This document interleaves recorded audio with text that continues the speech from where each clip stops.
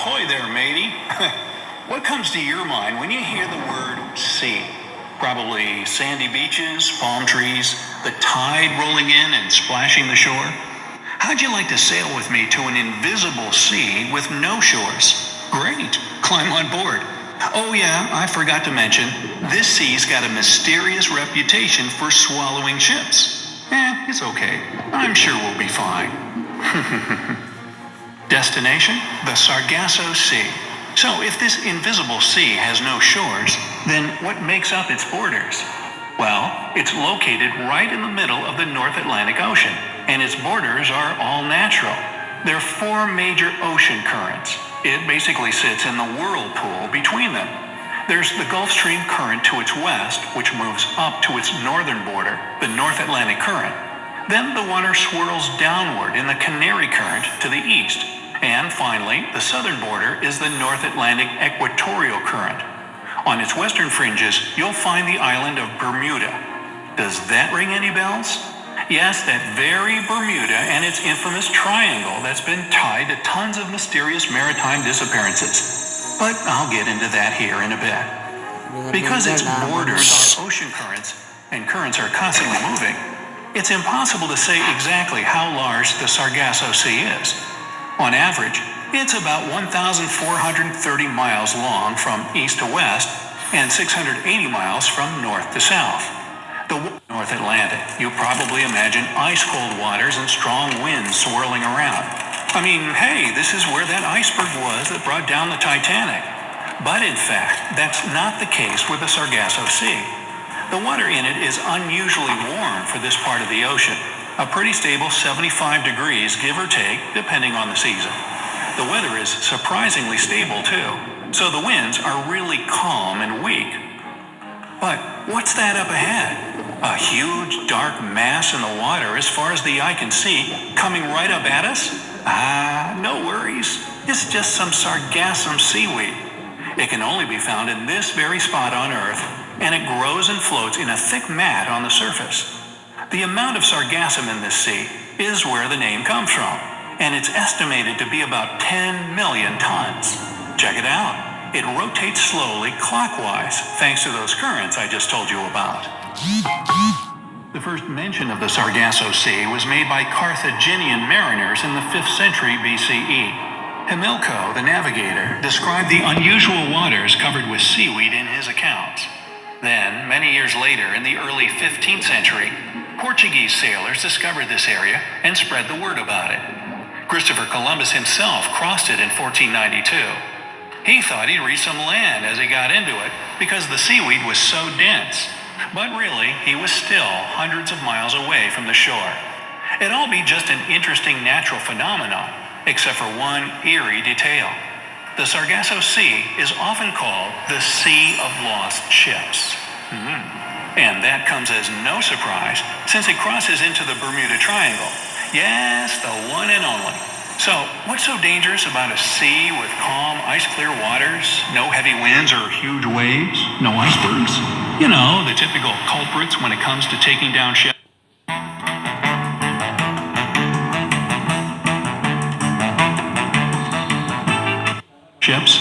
Well, in the case of the Sargasso Sea, it's none of the above that brought so many vessels to an untimely demise. It's the sea's almost absent winds that make it hard for sailing ships to pass through. Large freighters and barges can cross it pretty easily, but smaller, less powerful ships haven't always been so successful in the area. Plenty have gotten stuck and lost here. The first official record of a lost ship was made in 1840, when the London Times reported the disappearance of the Rosalie. The interesting part is that it didn't just disappear or get swallowed to the bottom of the sea. No, it was eventually found floating aimlessly with not a single person on board. The newspaper based the article on a letter they received from the capital city of Nassau in the Bahamas. It said a French vessel going from Hamburg to Havana was discovered completely abandoned. There was no damage to the ship at all. The sails were set, and the expensive cargo of fruits and silks was also in perfect condition. So it couldn't have been a storm or pirates. The captain's papers were secure and in the right place. The officers' and passengers' cabins were also undisturbed. It looked as if everyone on board had either abandoned ship or simply vanished into thin air. But it'd be incorrect to say not a living soul was left. There was a cat and some birds still safe and sound. This wasn't the only record of mysterious disappearances in the area. In 1881, the American schooner Ellen Austin encountered another ship traveling through the area with no passengers whatsoever. Ellen Austin's captain decided it was a good opportunity to capture the ship and sent some of his men over. And guess what happened? The ship disappeared for 2 days, and when it was finally found, none of the captain's crew was on board. In 1955, a yacht called the Connemara 4 also disappeared in the area and was found 140 miles away from Bermuda with absolutely nobody on board. And between the 1960s and 80s, a few more abandoned boats were spotted in the area. The list of mysterious disappearances just goes on and on, but for time's sake, I'll leave it at that. All these stories, of course, made people fear the area. They were convinced that the seaweed entangles travelers forever, forcing them to form small, isolated communities of the Sargasso Sea. That's one theory that became pretty popular in literature and film, like in the 1933 novel, The Sargasso Ogre. What's that? Shrek paddling around the seaweed in a kayak? No. It describes generations dating back to Elizabethan pirates living amidst the sea. For those who are seeking a more scientific explanation than some dark powers or mysterious seaweed entangling ships, well, hate to break your skeptical bubble, but there's no official answer yet. Some marine experts believe it has something to do with the seaweed and the huge whirlpool that it's floating in. Richard Sylvester from the University of Western Australia compares it to a centrifuge that creates smaller whirlpools. They spread out of the Sargasso Sea and right into the Bermuda Triangle. The big whirlpools are so strong that they can catch a ship and drag it inside them.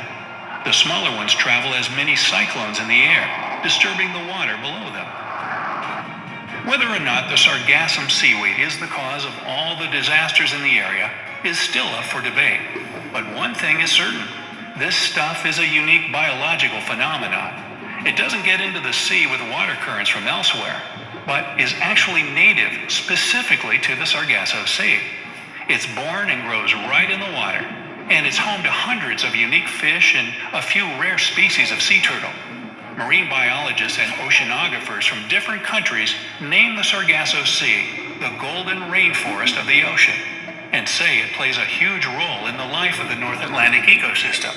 For example, it's really hard for little fish to find a place to hide from predators and grow in the open sea with no coral reefs. So they find refuge in the sargassum seaweed right in the middle of the ocean. Those little fish then serve as a food source for bigger species. Oh well. And the circle of life goes on from there. The fish also take advantage of the plant materials and use them for food as well. American and European eels come to the area and use it as a safe place to breed. Young sea turtles hide from predators in the mat of weeds until they grow up and become ready to face life out in the open ocean. Even migrating humpback whales use the area as a temporary home. Unfortunately, not only turtles and fish travel with the currents right into the Sargasso Sea. The moving waters also carry garbage with them, including plastics that aren't biodegradable. Once this garbage gets entangled in the seaweed, it stays right there, surrounded by a wall of currents. At the moment, this unique sea is part of the North Atlantic garbage patch. It was first found in 1972 and is only getting bigger with time. At present, it's hundreds of miles in size. The authorities in Bermuda are taking action to protect and conserve this beautiful and unique borderless sea and its wildlife.